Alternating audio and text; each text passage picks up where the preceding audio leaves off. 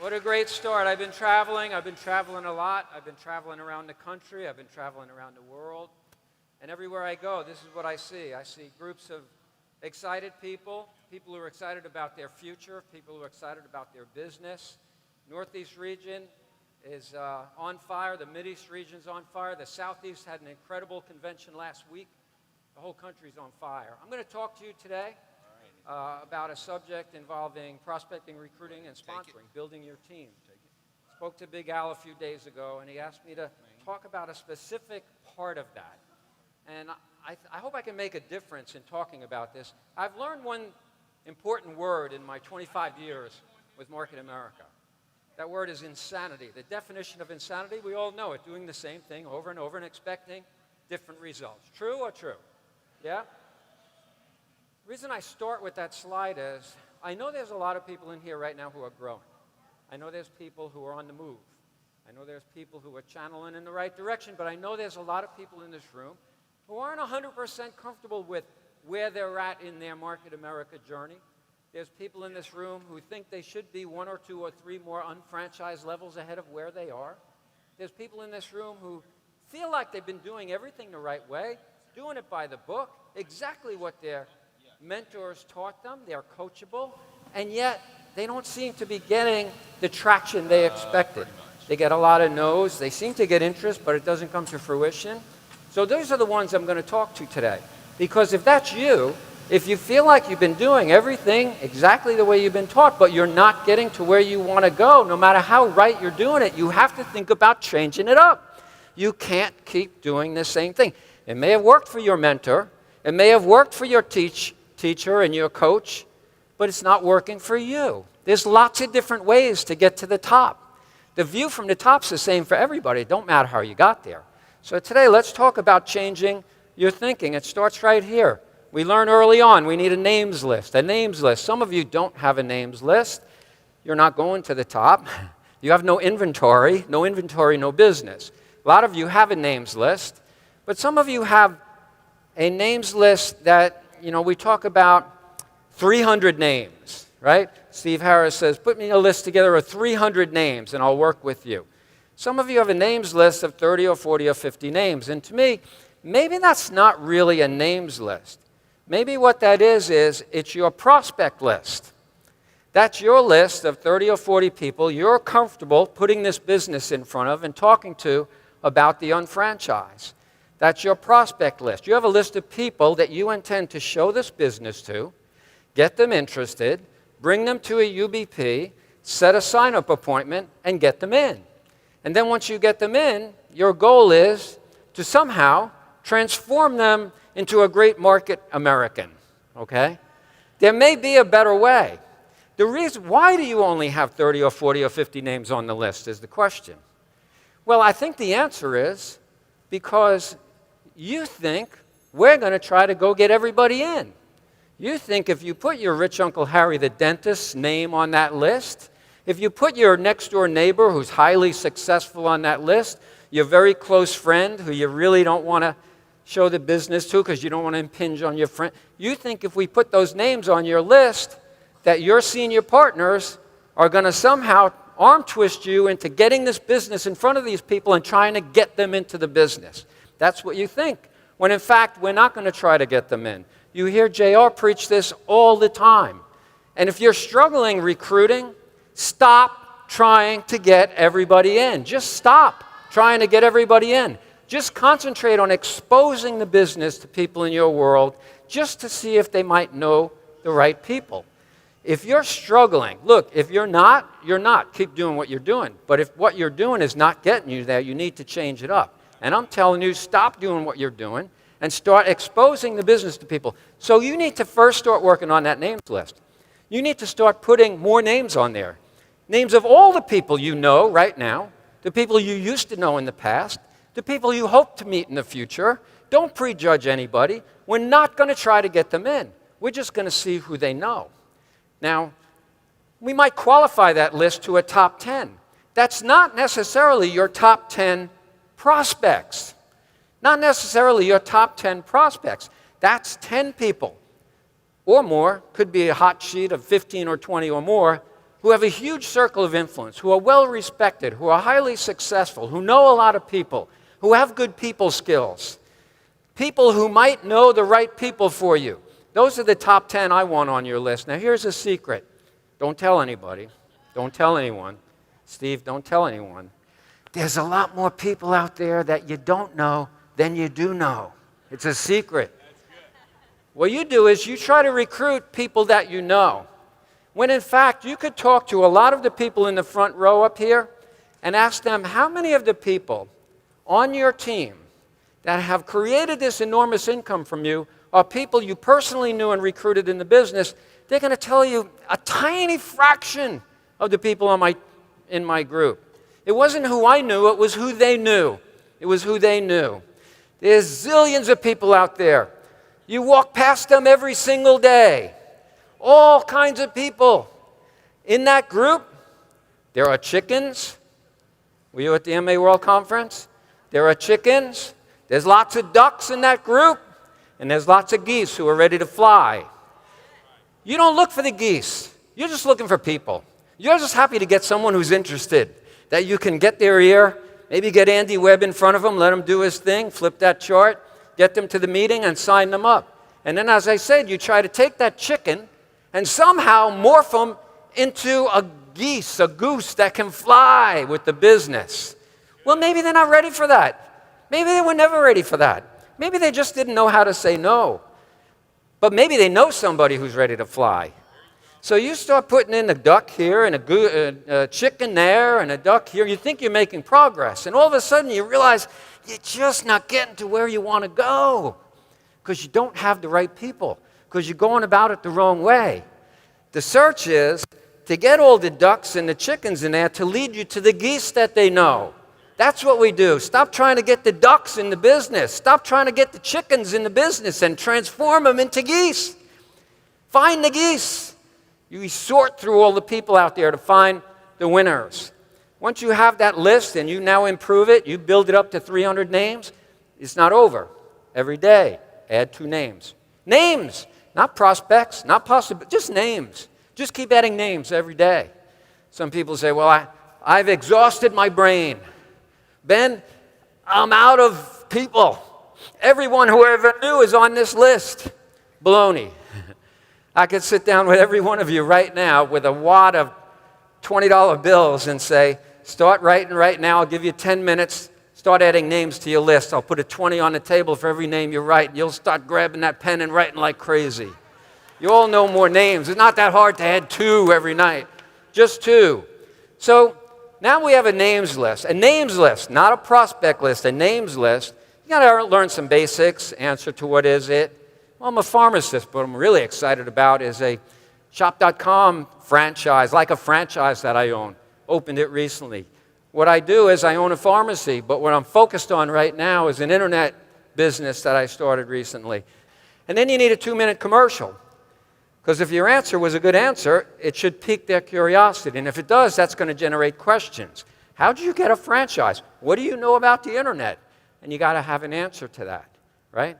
Well, you know me. I owned a pharmacy all these years. I earn a pretty good income, and I know you do too. But every time I turn around, I have more credit card debt. I'm not saving the kind of money I know I should be saving. There's no way I'm on track to retire early, and that was always a goal of mine. My taxes keep going up, on and on and on. I got lucky one day and ran into a few people in Salisbury, Maryland, and they turned me on to this unique business concept, fit in on a few hours a week, right around my busy schedule. And today, I don't have any of those worries anymore. That's an example of a 2-minute commercial. Got to have that. So you need those 2 things, and you got to practice them. You got to practice them. Too many people own a Market America business, and they know there's stuff that they need to do and know and say, but they don't practice. Everybody who's ever been successful at anything has practiced and practiced and practiced until they were sick and tired of it. They practiced when they didn't want to. They practiced when they should have had a day off. They practiced when they were tired and hurting, and they kept practicing till they mastered it. Everyone who's ever been successful has practiced, practiced, and practiced, and they've been willing to fail. They've been willing to fail over and over and over because they knew they could learn from every failure. There is one picture up there, sort of second in from the right on the top. Looks like a couple of guys flying a plane. I don't think they were willing to fail, so let me take them out of the equation. Okay. The rest, yes. So, if you don't practice, the next time that person you've been thinking of talking to for 6 months gets in front of you and says, what is this business thing you're doing? You're going to just choke up. You're going to say something weird, and there's no second shot at that first impression, and you're going to walk away with egg on your face. You got to practice. And you want to pique their curiosity, not satisfy it. When you first bring up the subject of your business, the goal is just to generate a little curiosity, not to tell them everything you know about the business, not to vomit everything you know about shop.com all over them. Just pique their curiosity. If they start asking good questions, they're leaning in, they look interested, great! You got them right where you want them. It's the perfect time to shut it off and book another appointment to keep this going, okay? Not in a convincing business. I never work too hard to try to convince someone that this is something they should do. I know you need this. I know you want this. Come on. I just don't do it because I know if I push them onto my side of the fence, someone else is going to push them back onto their side of the fence tomorrow. A spouse, a coworker, a negative friend, whatever. It has to be their decision, not my decision. They have to decide to get in, which is why I like to follow JR's training and what he talked about at the MA World Conference. I like to find like-minded, winning people who have the same mentality as me. They're not happy with where they're at. They're looking for something more. They know there's more to life, and they're willing to do something to make a change. I find those people by sorting through the people I know to find them. That's what we call putting beans in the jar. We prospect. And prospecting means we simply ask questions, and we listen to the answers. And in the conversation of asking questions, questions about them. What's going on in their life? How's life treating you? How's the job? How's the wife? How's the kids? Where are you going on vacation lately? You been playing any golf? Questions about them. Listen to the answers and keep the conversation going. The whole time I'm having that conversation, I'm trying to think, is this person somebody I should put the business in front of? Yes or no? Maybe they're having a bad day. Maybe they're wishing and complaining, but maybe they're over the top wishing and complaining. They're not having a good day today. They're not going anywhere. They're going to be there tomorrow, next week, next month. I can always get another shot at it. But if today feels right, I'm thinking, should I go there? Should I put the business in front of them? So prospecting is all about asking questions, listening to the answers. We call it FORM, family, occupation, recreation, money. Family, hey, Joe, how's everything going? How's my wife and your kids? Great. Family, okay? Occupation, how's the job treating you, right? Recreation, playing any golf lately? Where are you going on your next vacation, right? And money. Hey, did you get your tax bill lately? I can't believe our taxes went up again, right? Family, occupation, recreation, money. Now, I'll get back to that topic right after this slide, but let's cover this. There's two basic approaches. There's lots of approaches. We could add the product approach to this, but let's talk about these two basic approaches. The direct approach and the indirect approach. I think a lot of people in here use the direct approach. And for some of you, it works. And if it works, keep doing it. But if it doesn't work, definition of insanity, maybe you should try something else. A lot of you approach everybody directly. Joe, I found something that could be a real moneymaker. Me and you get together, work together a couple hours a week, called the UnFranchise. I got a guy named Tom Holden coming over my house next week to talk about it. That's a direct approach. Now, for a lot of people in this room, if you're using a very direct approach like that, everyone you talk to, your goal is to show them the business, get them to see the light, come to the UBP so Big Al can show them the 100% of 100%, and then get them in. And if it's not working for you, I'm going to tell you why. Because the minute they sense that you were after them, that you were coming to them, they may have continued to nod and smile or give you good answers, but they're immediately looking for an exit strategy. Oh my God, Mary, do you know who just called me? Steve Harris. I mean, I hardly know. He asked me if I would consider being his business partner. How am I going to start a business? I don't know anything about business. How much money is it going to cost me to start a business? Oh my, how much time is this going to take? They're totally backing up. And even if they show up at the little meeting you organized in the coffee shop, and you flip the pages and they're nodding and smiling, they're not really listening. They're not really listening. They're thinking of an exit strategy. How can I get out of this without impugning on my friendship with him? Okay? Take the same person, and get them to the coffee shop, but instead of prospecting them, just ask them for a little help. I'm thinking, this may be a long shot. Before you go, hey, it's good chatting with you and catching up. Before you go, one thing, you might be able to help me with something. I don't know if I told you I started a business on the side. Yeah. An internet business. It's really cool. Anyway, there's something you might be able to help me with. I'm looking for somebody who can help me get it organized here in Salisbury. And you know so many people. I'm just hoping you can take a look at what I'm doing, and maybe you might be able to think of somebody who can help me. Can you help me with that? That's an indirect approach.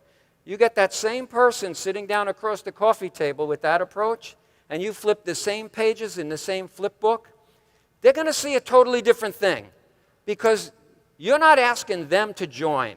You're not asking them to pay their money. You're not asking them to take up their valuable time. So now when they see the information, they're not planning an exit strategy.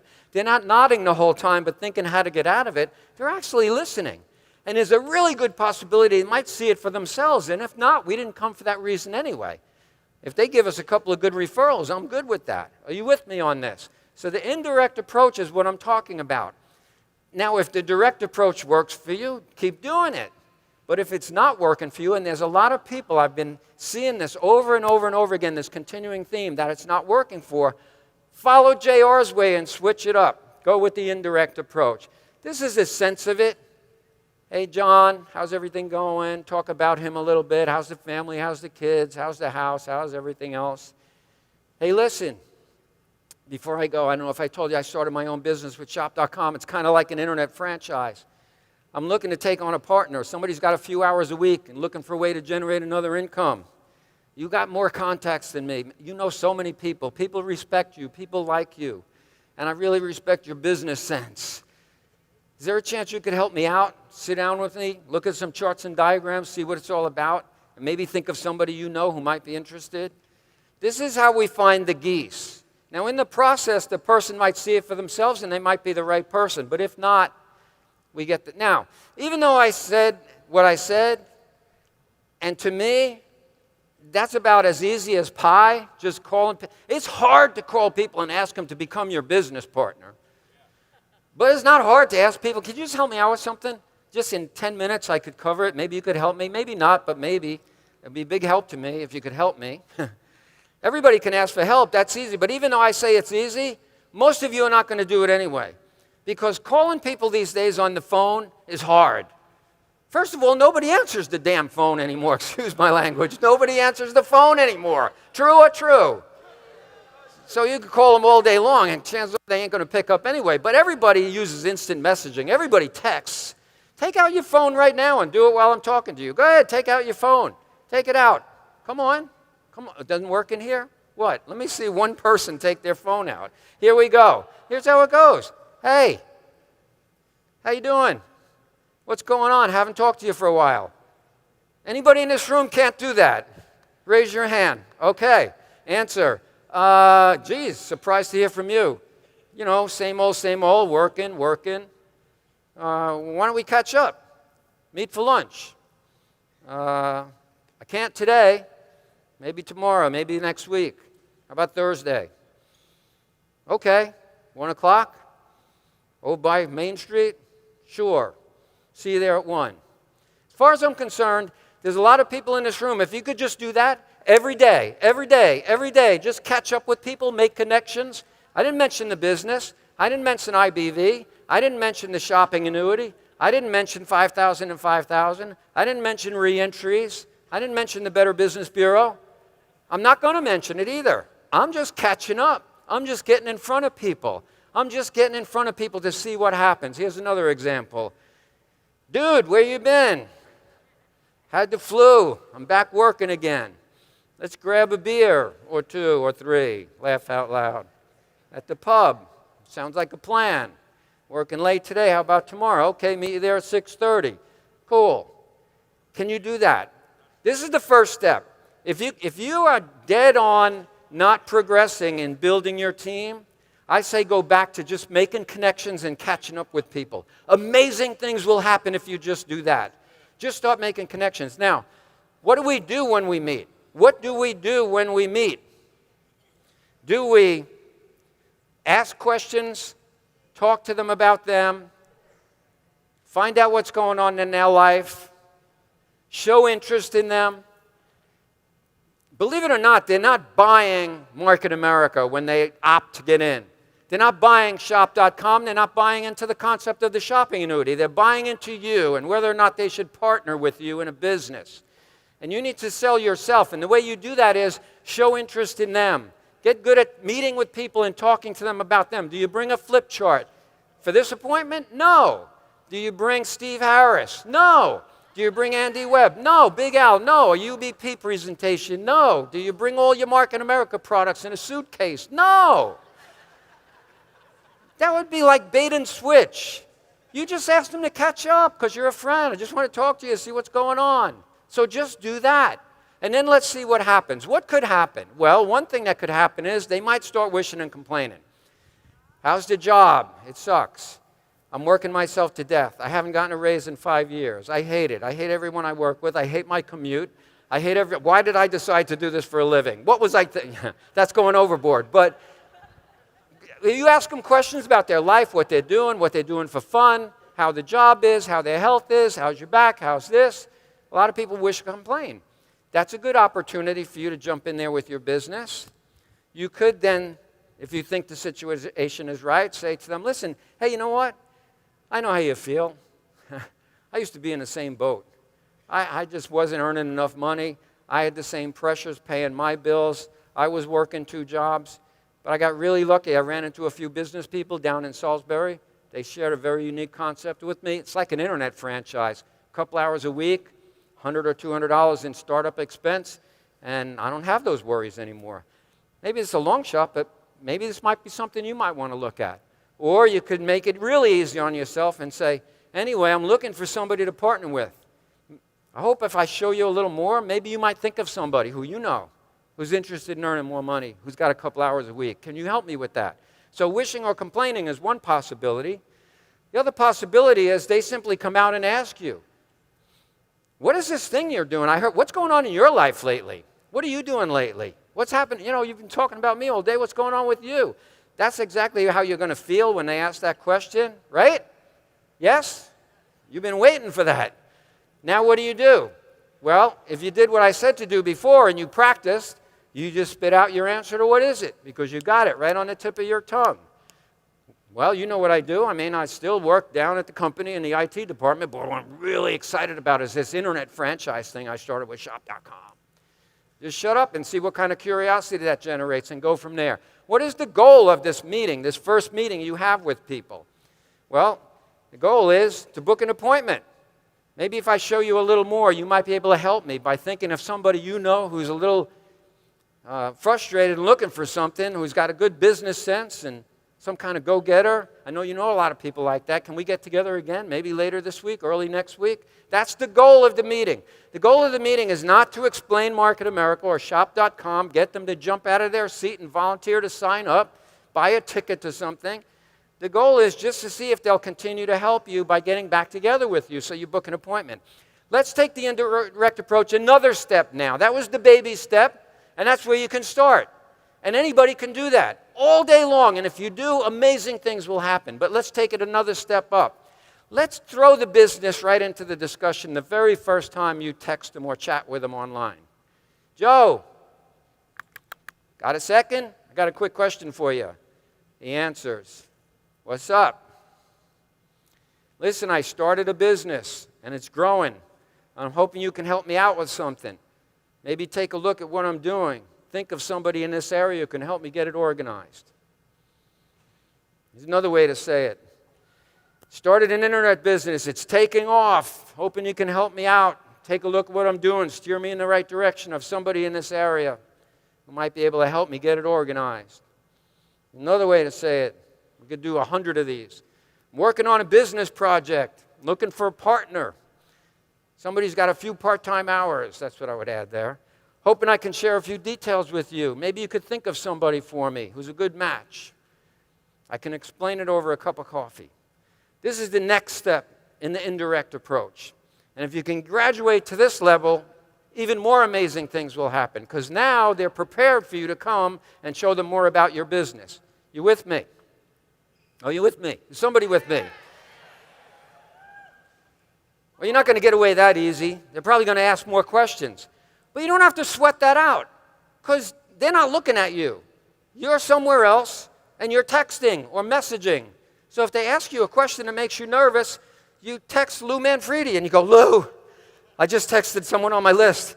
I've set an appointment with them, but they just asked me what it is. What do I do? And he says, well, give me your answer to what is it, dummy? You've been practicing, right? Oh, yeah, right, thank you. It's shop.com. It's similar to a franchise, but on the internet, I can explain everything in a text. Can't explain everything in a text. But when we meet for coffee, I can cover it in about 10 minutes. I'll see you next week. I'll see you Tuesday, whatever. Okay, sure, but I don't think I'll know the right people. That's okay. I'd still like your opinion on what I'm doing anyway. Not to turn your no-good next-door neighbor who's always borrowing money into an unfranchised owner and try to transform them into Big Al or Pam Bowling.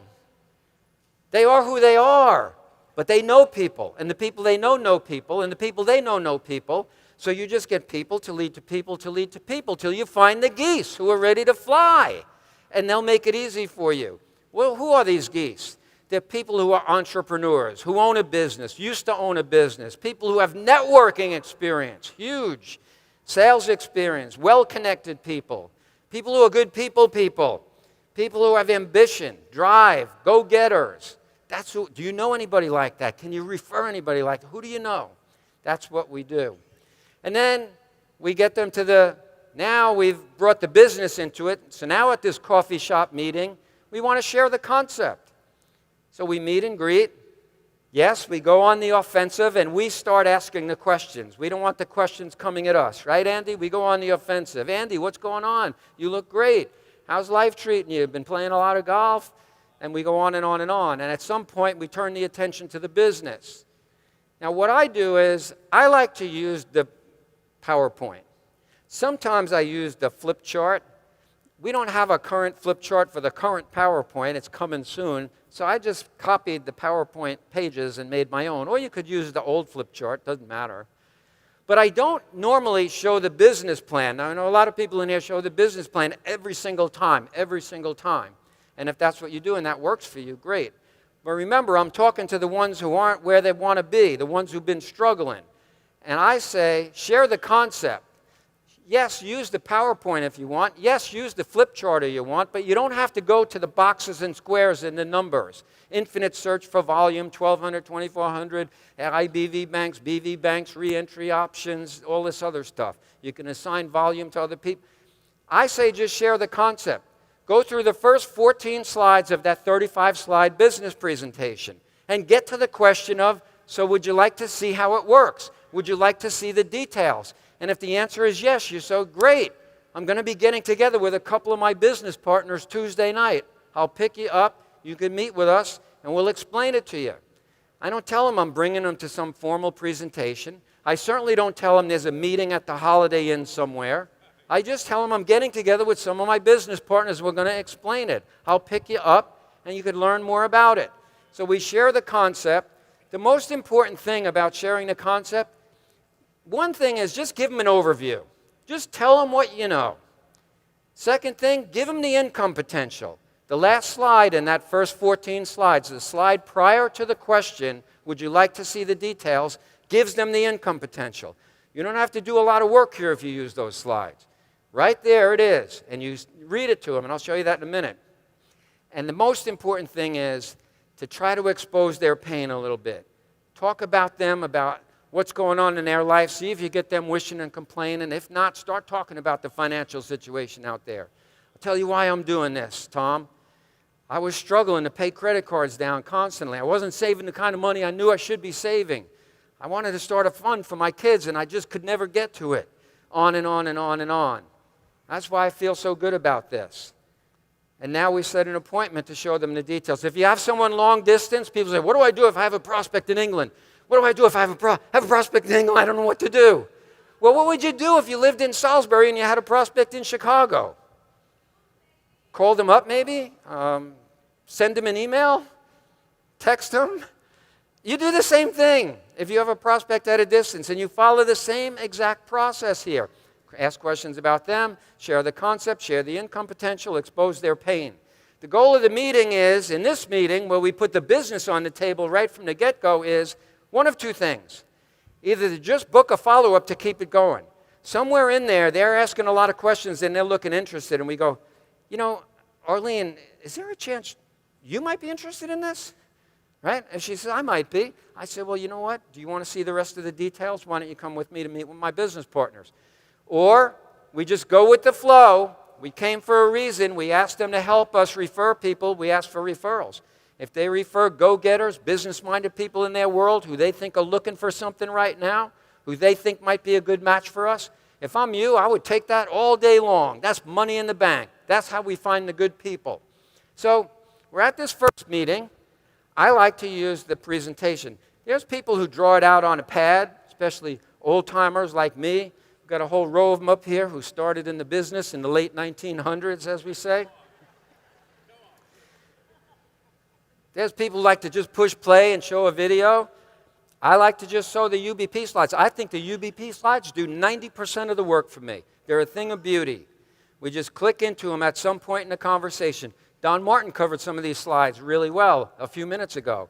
This first slide here, my big point on this slide is, yes, it's a billion-dollar international company, but we're powered by people, Al, just like me and you. It's amazing, right?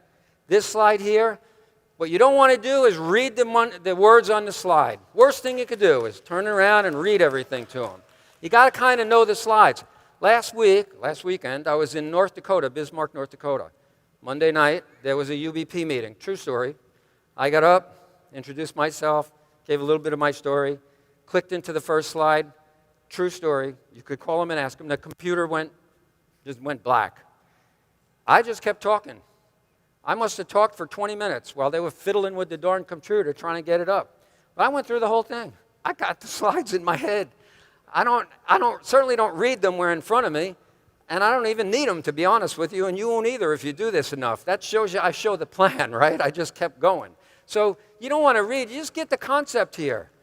You know, have you noticed how many big companies are shutting down stores? Oh, my God, Sears, Macy's, Staples. It's unbelievable. It keeps happening. It's happening all over America at the same time. Online sales, screaming, increasing every year as more and more people get more and more comfortable spending more and more of their money online. This is what this company's taken advantage of. And then you see the advertising moving to the social media people, the influencers, who can reach millions of people. And everybody you know and I know seems to have something going on the side, or they wish they did. We take advantage of all of that and wrap it into this UnFranchise system. You cover this very quickly. Like a franchise system, I structured uniform, no franchise fees. You do a good job here, we don't tell you to pay us royalties. We pay you the royalties. That's how we roll. That's how this business rolls. And now we give them a little credibility to the company. This is big-time credibility right here. 27 years in business is big. There's a lot of companies don't make it out of their first year, something like 90%. Isn't that true? We've heard these statistics. 27 years at the top of our game, hitting record sales every year is worth mentioning. We do business all over the world. We have almost 1,000 employees. And the Better Business Bureau is throwing awards at us for our trust and integrity in operations as a company. We have an A+ rating. Check out some of the biggest companies in America, companies you shop from, you buy computer equipment from, and everything else. They don't have an A+ rating. We do, and we've maintained it for many, many years, and we're very proud of that. Over $8.5 billion in sales, but man, this company has paid out $4.5 billion in commissions and retail profit to its business owners in the field. Most of that, by the way, was paid to Big Al and Debbie Yench. Just pointing that out. I'm just saying. Over 500 people have become millionaires doing this on a part-time basis, people who never did this before in their life. That's what I'm going for. I got a long-term plan to get in that club. And then we talk about this. This is where we expose their pain. The 45-year plan. You grow up, go to college if you can afford it, get a good job if you can find one. I keep reading all over the place. With the lowest unemployment rate we've had in what, 900 years or something. Have you been reading this? Talk to people who just came out of college. There may be a lot of jobs out there, but where's the good jobs? Where's the good jobs? It's just not that easy. Just because there's a low unemployment rate doesn't mean that the job market is all hunky-dory. People are struggling. Seniors trying to live on their Social Security check, give me a break.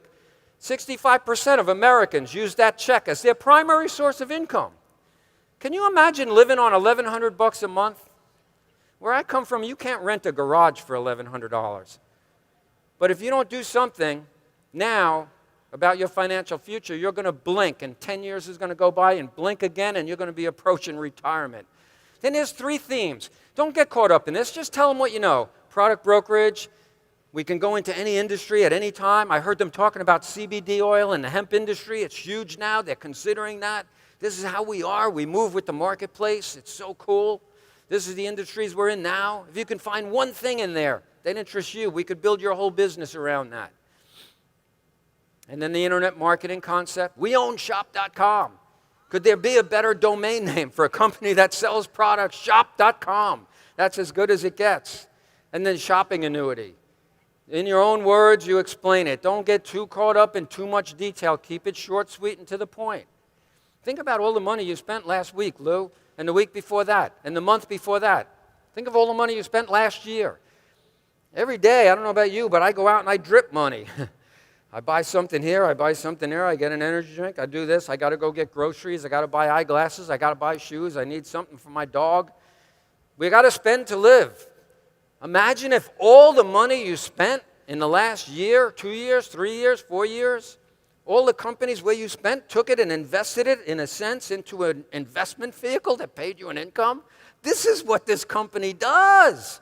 It's crazy. So, here you are. You're done. So would you like to see how it works? Do you want to see the details? Can you think of anybody who you know who has a few hours a week who might be interested in checking this out? That's it. You're done. Now, if they ask you some great questions and say, geez, you know I told you 20 minutes, but I can take the rest of the afternoon off. Can you show me now? Most of you would do mental hula hoops at that point and probably run out to your car and get the computer or the... That'd be the biggest mistake you ever made. You have them right where you want them. They're coming to you for the information. This is the time to shut it down and book the appointment. That was the goal, not to explain the business. The goal was to book the appointment. So book the appointment. I'd love to show it to you. Geez, but I don't have the time. You can take the afternoon off. I have other appointments I have to get to. Why don't we get together later this week? Thursday, Friday, what's good for you? And then when you book it, now you got to get somebody else in the picture. Could be a new business partner, could be an experienced business partner. Just get someone else. They need to keep seeing more people and more stories of success and more different backgrounds at each meeting. So the second meeting, what are we going to do? We'll show them the boxes and squares. We'll repeat all of this. They're going to see the same 14 slides again. It's okay. We see it over and over. It sinks in. They missed some of it the first time. Now they'll see the boxes and squares. And now we book them to another meeting. What's the next meeting? Be the UBP meeting. The UBP meeting. That's where they're going to meet a lot of successful people in the area. They're going to see all these people succeeding, making money. They're going to see the same presentation again. Repetition is key. They see it again and again and again. Each time being exposed to more information, more people, more success, over time creating the belief, maybe this is something I can do. You know what? This is starting to sound good to me now. I think I should go for this. Every meeting along the way, you have to imagine the best possible outcome to the meeting.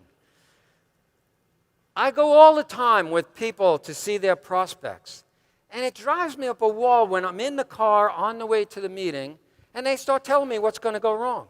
Now, I just want to tell you that, I think her husband is really negative about that. I don't want to hear that.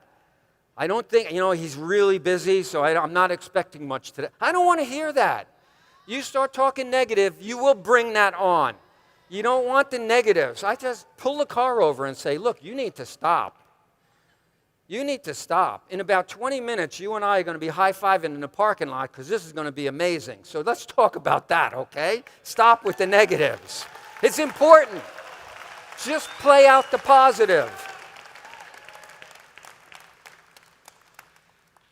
when it's the bottom of the ninth inning and, oh, Big Papi's retired, but I'll say Big Papi anyway. Big Papi's up for the Boston Red Sox.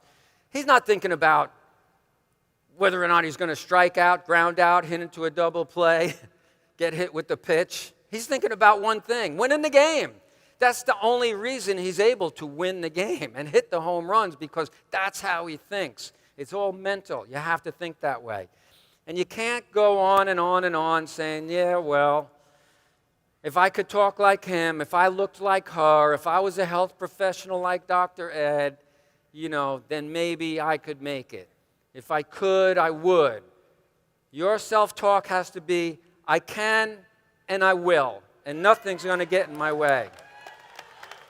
That's how you do it. I'm telling you, that's like 90% of the work right there, is seeing yourself successful, imagining the best possible outcome, talking to yourself with positive self-talk. Your success in this business will be commensurate with your belief and expectation, more than anything else. If you truly believe in and accept your ultimate success as a given and a function of time, you will be on this stage in short order. Thanks for listening. I'll see you later in the weekend.